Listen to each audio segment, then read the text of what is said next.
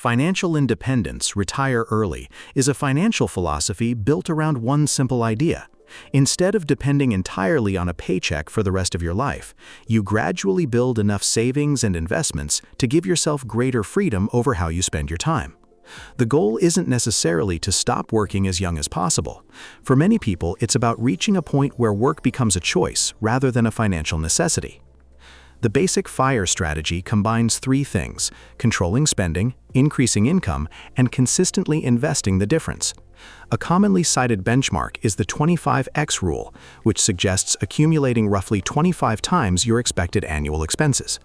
This comes from the traditional 4% withdrawal guideline, where a person initially withdraws about 4% of their portfolio and adjusts that amount for inflation. However, the 4% rule was developed around roughly 30-year retirement periods, so it should not be treated as a guarantee. Someone retiring much earlier may need a more conservative approach.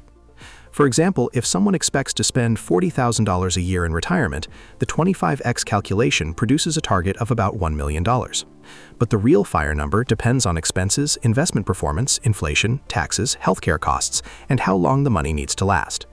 Building an emergency fund is also important before focusing exclusively on long-term investing. According to the U.S. Federal Reserve's 2025 household survey, 55% of adults said they had savings sufficient to cover 3 months of expenses, while 67% had some form of asset specifically designated for retirement income. Ultimately, FIRE isn't about becoming wealthy for its own sake, it's about creating financial flexibility.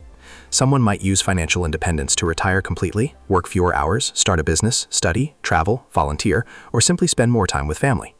The most sustainable version of FIRE is therefore less about chasing an extreme savings target and more about building a healthy gap between what you earn and what you spend, investing consistently, managing risk, and designing a life where money supports your choices rather than controlling them.